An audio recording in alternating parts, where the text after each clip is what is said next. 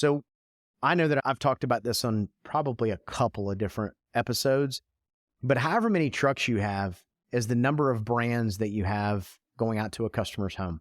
And I get it. We all want one brand, unity. When a tech pulls up with Paradise Home Server, we want the experience to be the same every time. The truth is it's not, and you want to train to keep it as tight as you can. But as soon as that person walks in the door, that customer, that is your brand. Running a home service business is hard. So how is it that some people make it look so easy? Well, we'll tell you. This is the Freedom Blueprint Podcast. It's always good to hear the wins that successful contractors have. But have you ever thought that the best advice would be to hear about the speed bumps they encountered, the mistakes they've made along the way? We're going to talk about the good, the bad, and the ugly. We want you to be successful and avoid the mistakes others have made.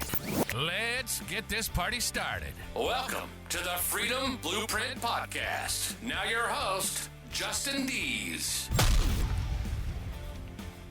So I'm excited. If you listen to the last episode, what I was doing is I was attempting to recap the first 9 episodes so far, and we ended up getting to the first 4 episodes. So this show is going to be about episode 5 through 9. Let's get started. So let's jump to episode 5. Actually, it's called Mindset Matters. And this started from a blog that I wrote. And then I thought, hey, you know what? Let's do a podcast on this topic because summer was coming up. For some of us, we were already in summer. For others, summer was tuning up, so to speak. A couple things that I talked about in that episode was preparing your team for a successful HVAC business. Again, I know I've said mindset a lot in this, but mindset is really important.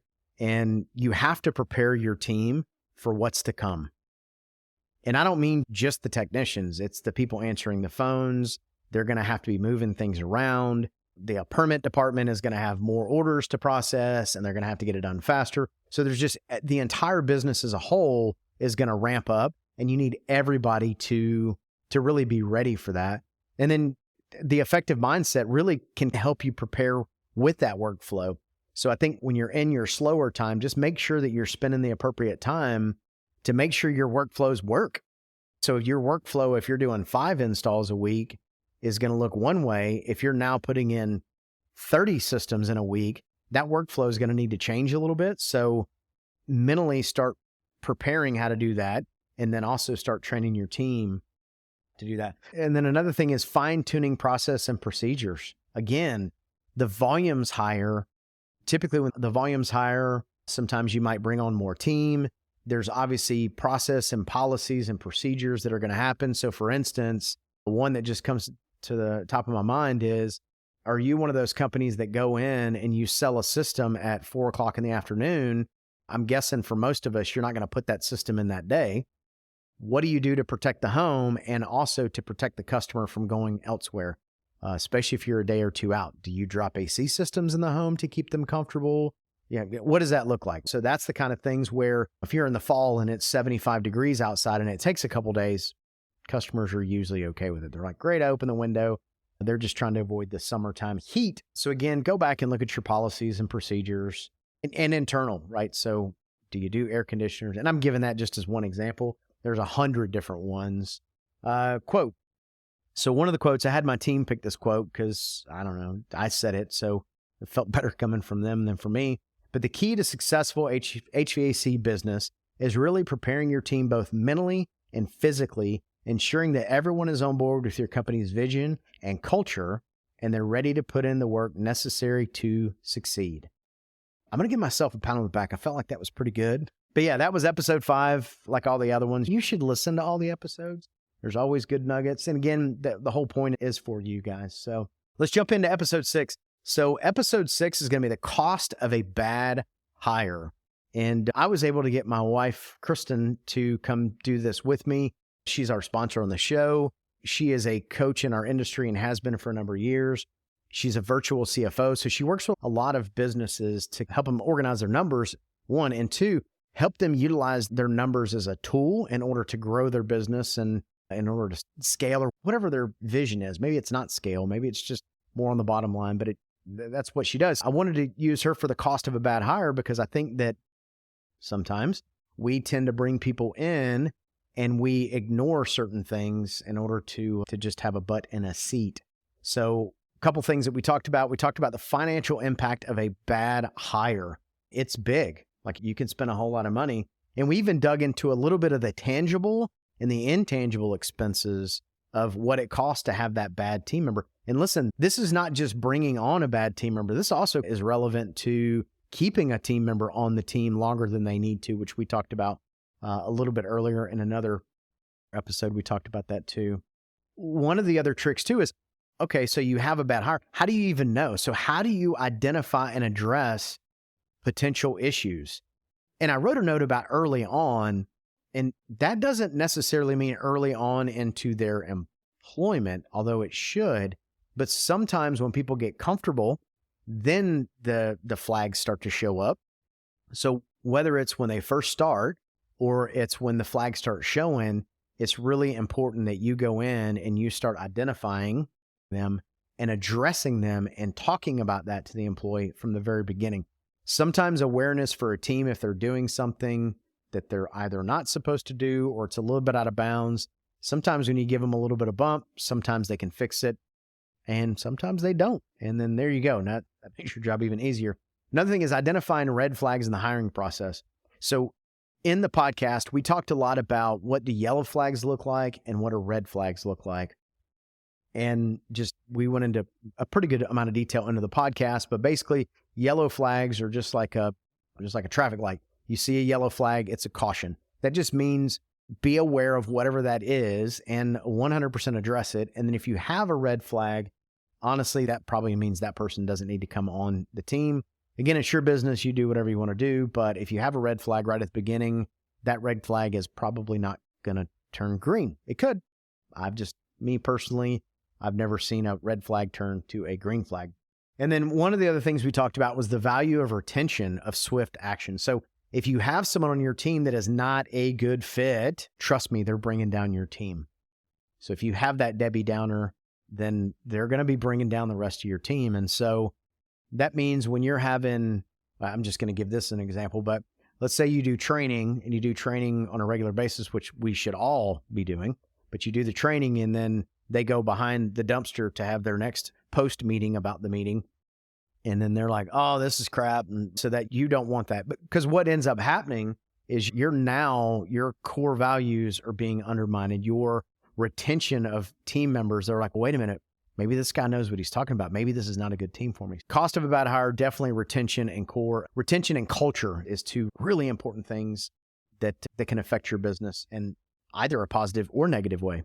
So my quote for this episode is, however, if you make a misstep in your hiring and you don't have the right person on your team, it can be very costly to the company, even though you're filling a void you needed. It can still be really expensive if you don't have the right person on your team. So I know that I've talked about this on probably a couple of different episodes, but however many trucks you have is the number of brands that you have going out to a customer's home. And I get it. We all want one brand, unity. When a tech pulls up with a Paradise Home Server, we want the experience to be the same every time. The truth is it's not, and you want to train to keep it as tight as you can. But as soon as that person walks in the door, that customer, that is your brand. So if they smell like a disgusting cigarette or whatever the case may be, you can actually lose a customer. So again, it can be really expensive to have a bad hire on the team. Again, I know that I'm not saying anything that everyone listening doesn't know. This is really more of a, let's call it a general reminder, because that's what it is. So let's roll into episode 7. Episode 7 is mistakes made and lessons learned. This is from our friends Chad and Amy Hart out of Continental Plumbing, which they're actually on a month-long vacation right now. Actually, I think they get back here pretty soon. They did agree to come back and do another interview with us to tell us how it went. Pretty awesome that they've taken the entire month off and they've traveled the country, and they're just good people. And again, just like you want to see good people succeed, and they are good people, and it's awesome to see them succeed. So a couple things that we talked about in our interview was a journey of experience, growth, and focused refinement. And really, the short of that was they were growing, but then they finally pumped the brakes and said, wait a minute, let's get this thing as tight as we can get it, and let's get it as profitable as we want to get it. And the reason I think that's such a good lesson is a lot of people tend to get excited about growth. And when they think about growth, it's always top line revenue and new locations. And really, that doesn't have to be the case. Your business is there to serve you and your goals. And for Chad and Amy, they do plumbing, and they're really good at doing plumbing. They don't get into the electrical. They don't get into HVAC. I think Chad actually said, I'm busy enough with what I got going on. I don't need any more, which is really good. I think they're really good to take notes from on bigger is not always better. Build your company in order to really build your company in order to serve what it is you want. That's it. We talked about a big thing about theft, right? Safeguarding against theft and ensuring accountability. As much as I would love to say none of us have ever been stolen from, my guess is if you own a business and you've been at this for more than about 5 minutes and you have more than 5 employees, there's a good chance you have been stolen from. And it's unfortunate, and it sucks to say that. And I hate that that's the case in our business, but it does happen. And no matter what, you could put every safeguard on the planet in place, it can still happen, but you really want to be thorough against it. And you can do it by building accountability. And they told a really good story about what happened to them, what they've done to safeguard against it. And again, I'm not saying this to scare everybody, but you think about the large corporate, the Home Depots, the Bank of America, all these super large corporations, they all deal with this too. They fancy it up. I think most of them call it shrink or something to make it not quite feel so bad. But at the end of the day, you put in policies and procedures, make sure you have something in place when your money is in, when your money is going out, when your inventory is going in, when your inventory is going out. But again, I think such a good point that they made. And I thank them for being vulnerable enough to share the story that they shared, because it's not uncommon, unfortunately.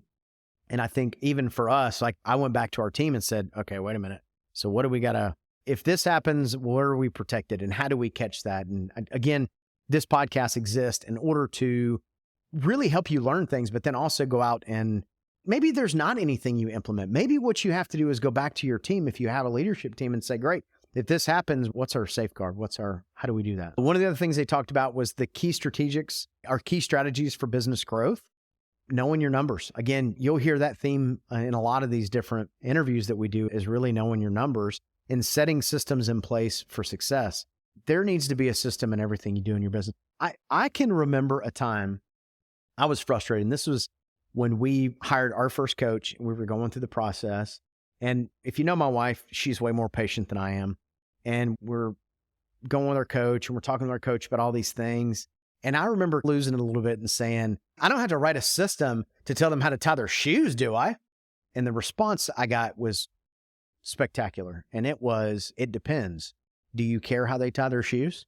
And at the time I thought, no. Now I'm like, yeah, actually I do. So then now we have a pretty tight uniform policy that talks about what shoes. And if you guys study any John Wooten stuff, they said that for the first 2 days of practice, and he's one of the greatest college basketball coaches of all times, they say that the first 2 days of practice, all he did with his team was teach them how to tie their shoes. And you think about how silly that sounds, but like how intentional is that? And how do you argue with success? The guy's one of the most successful college basketball coaches in all of history. And he spent the first 2 days of practice teaching them how to tie their shoes. Again, we'll talk about systems a lot more, but I think that's pretty good time. My quote was from Amy, and it says, anybody can steal from you. It can happen to anybody. And it does happen to people every single day. Again, I don't want this to be a Debbie Downer moment. I don't, but I think awareness is key. And I think you just have to go in knowing that. It doesn't mean that you look at everybody like, oh crap, they're stealing from me. But you do need to put things in place, and you do need to have yellow and red flags. And you need to know where your money is coming in, where it's going out, who's got it. Same with inventory. Pretty amazing quote from Amy. So that was awesome.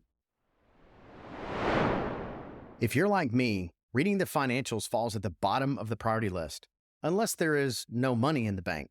Then I dig in and get even more frustrated because, let's be honest, I don't even really know what I'm looking for. If this sounds like you, then I'd say it's time for you to get a virtual CFO, and I have just the recommendation for you.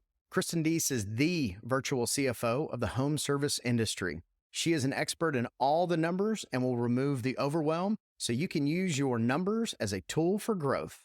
She'll even train your in-house accounting team because, after all, how could you possibly train someone to do something that you don't really know how to do yourself?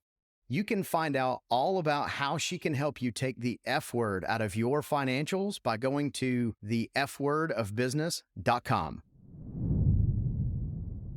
So next, we had episode 8. We had building a business that serves. This is from a Maine man, Keith Jackson, who is out of North Alabama. I love Keith Jackson. I will say there's one thing I don't love about him. He is an Alabama fan, and I'm an Auburn fan, so we do have that little bit of a rub. But other than that, Keith and Lori are good people. We love them. War Eagle. So Keith's been in business. He's been in business a very long time.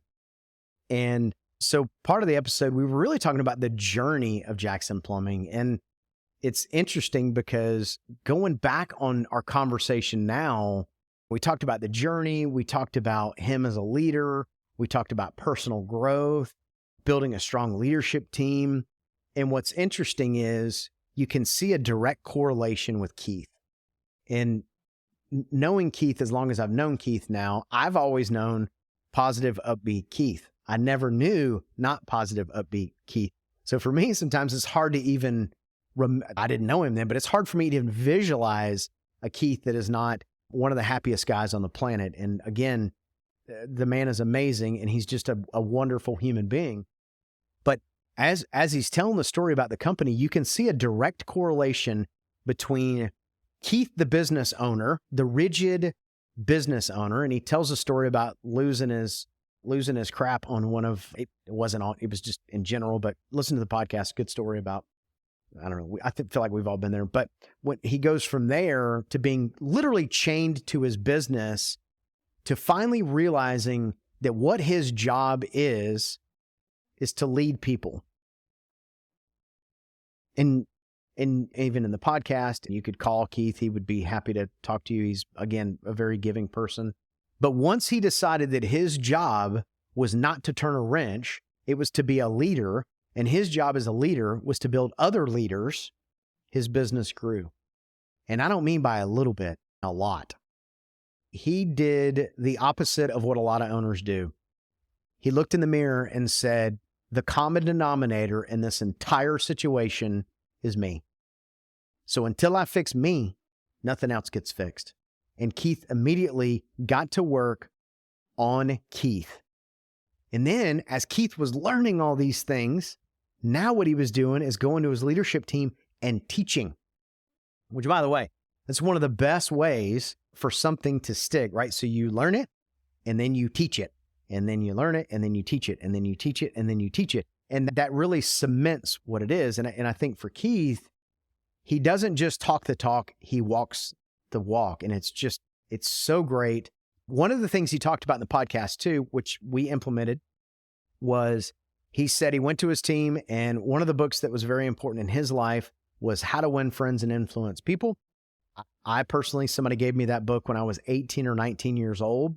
And I read the book, and the very first time I read it, I thought, that makes no sense. I don't understand what they're talking about. I didn't get the stories. And then somebody said, just read it again. And I read it again. And I've probably in my life, I'm going to say probably read it 12 or 13 times. I actually just got done reading it again. But he said that he went to his team and said, here's the deal. Here's the book. If you will write a book report, I will give you all a raise. And it certainly thins out the crowd when you can see how many people have done that. So our last company meeting this last month, I took Keith's advice and I did the same thing. And I went to our team and said, here's a book, changed my life. It'll change your life. Hopefully I did a little better than that. But I said, hey, I'll give you a raise if you read the book and write a book report.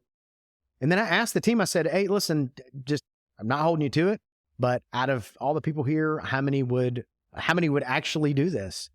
And we had about I'm going to say 50%. It might have been 40%. I was not trying to make a big deal out of it, but it was somewhere between 40 and 50% raised their hand. In the last couple of weeks, we've had a couple people that have read it. We've had a couple of book reports that have been turned in. I've had a couple of technicians, the younger ones, like I was when I first read it, who have said, I don't get it, which is perfect because I'm like, I read it when I was your age and I can remember saying the exact same things. Kudos to Keith. And again, I did the same thing. So we'll see how it turns out. But one of the things from Keith, actually I have quite a bit, but I'm going to share this one quote. And now I realize that no one can go at it alone and be as successful as they can if they do it with a team of people and grow that they truly value. Meaning being a leader. So there's a big difference between being a boss and being a leader. And again, Keith's a leader. He's a leader. He's such a good leader that his whole team, they self-police themselves. And it's great. And with this quote, Keith's saying, not only do you have to lead your team, but you truly have to value them. You can't just go through the motions. Yeah, that guy over there, yeah, he's great. I'm his leader. You really have to truly value them. And in order to value them, you have to know them. It is part of it. So again, great episode with Keith. I always love talking to Keith. I'm guessing some people on here know Keith. If you don't know Keith, I'm telling you, hit him up. He'll be happy to jump on a call with you. Just such a good guy. So next, we have our episode 9 with his growth strategies and financial contingency insights. This is Mr. Tom Peregrino. And I was excited to have Tom on. Tom's a very busy man, as we all are. However, Tom is now the president of Service Nation Alliance. And he was a contractor, and now he's the president of a pretty large organization. So he's gone from that contractor side to the corporate side. Our interview that we did was more based on the contractor side than the Service Nation side. However, he has agreed to jump back on and talk more about Service Nation and what that looks like. So that'll be coming down the pipeline here in a couple of weeks. But there was a lot of really good nuggets. I got a lot of good notes talking to Tom.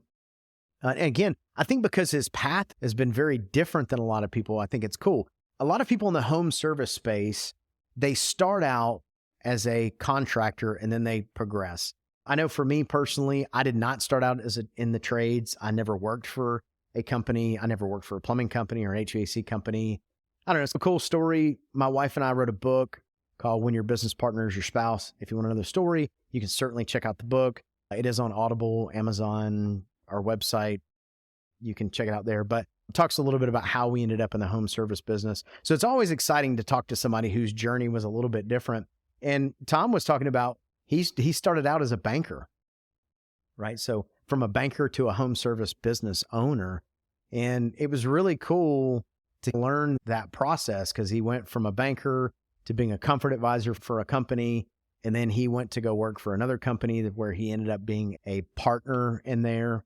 So a lot of really good lessons there. So strategic steps for cultivating and like a productive work culture. So we talked a lot about how to get your team the tools that they need in order to be successful, right? Every sport that I can think of, if somebody can think of a sport that doesn't have a scoreboard, let me know. Because I would probably argue that it's not a sport if it doesn't have a scoreboard. Because in every sport, there's a winner and there's a loser. That sounded harsh, but you get what I'm saying. So he was talking about scoreboard. Like you have to have a scoreboard and your team needs to know what it is. And I think that's really important. And on top of that, Tom was talking about how to get buy-in from your team, right? So how do you get buy-in from them? So basically you got to let them know the numbers. And I know for some people they go, "Ooh, let them know my financials. Let them know all my dirty little secrets. What if they think I make too much money? What if they think I don't make enough money?" All I can say is, in my experience, if you give the team, if they know what it is they're responsible for and they can see the impact, first of all, you need to pay them for the performance, right? So if you have somebody who leads departments, you need to bonus them and you need to bonus them on what it is that they're doing to make the business successful. Or I'm not saying punish, but they also need to know where they're falling short. So having those kind of having those KPIs in place or those scoreboards, in order to get that buy-in, you have to do that. The other thing is Tom talked a lot about learning from mistakes and wins. And this is really a group culture thing. Utilize the tools that you have out there in the world in order to miss mistakes. That is the whole purpose of this podcast. So as we go over and interview with these people, as you hear things they've done that are a big win, duplicate those things. If you hear things that are a big loss for them, that doesn't necessarily mean don't do it, but it probably means you need to take just a step back in order to figure out what is it that I could do to maybe do that thing a little differently than what they did. So learning from mistakes and wins, again, great. And Tom's going to be back on soon to talk about Service Nation, but that was a really good podcast. And I got a ton of notes from that one as well. Favorite quote is, "It's quite remarkable when you just ask simple questions about things you get back," right? So meaning take the time to talk to your team about what it is they need. And it's remarkable at what they will give back to you. And sometimes it's really big things and sometimes it's small things. And sometimes the small things are the ones that are the most impactful, which actually, now that I think about it, one of the other things that Tom and I talked about in the interview was about really doing a culture test on your team. And he gave us a good book to read as well. But he talked about doing a culture test. If you really want to know how your culture is, you should give them a test and give them the space in order to answer honestly. I shared in it that we did that as a company and realized that the team didn't feel as bonded because we stopped doing as many cooking functions, meaning when we met, we would do cooking functions. And we got to the point where we were doing McDonald's and Whataburger. And as good as Whataburger is, sometimes a smoked brisket taco for breakfast just means a lot more to the team. Anyways, that's a recap. That is a recap of the first 9 episodes that we've done here on Freedom Blueprint Podcast. I'm excited. We're just now getting started. We're ramping up. Honestly, I'm excited to hit episode 100 because that's going to be quite a milestone. But hey, right now we're at 10, so I want to celebrate the win of the 10. Again, I appreciate everybody for listening. I appreciate all the feedback. When I started to do this, I wasn't sure what feedback I was going to get, but I really wanted to do this to serve the community that obviously I've learned so much for. This industry has given myself and my family, rewards that I'm not even, there's times I scratch my head and say, is this actually the world I get to live in? And it's due to people helping along the way and giving me answers and giving me guidance. And really, I just wanted to give back and bring these people in and give the space in order for people to hear things. And then not only that, but be open and honest to ask the questions. So if you've heard anything on the episode or any of these episodes and you think, I don't really know what that means, reach out to me. I will be happy to help you the best I can. And until next time, again, my name is Justin Deese, and thank you for checking out Freedom Blueprint Podcast. You've been listening to the Freedom Blueprint Podcast.